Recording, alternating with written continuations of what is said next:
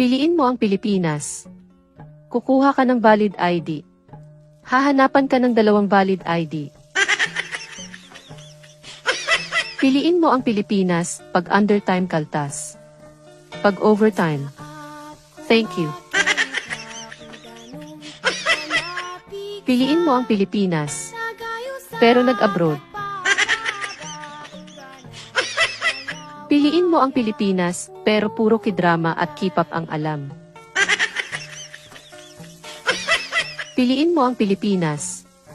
First job pero hahanapan ka ng 3 years working experience. Piliin mo ang Pilipinas. Job description. Waiter. Requirement. Graduate of 4-year course with pleasing personality. Piliin mo ang Pilipinas.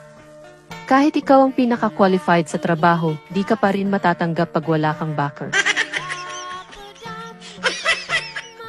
Piliin mo ang Pilipinas. Yung mahal mo di kanya pinili.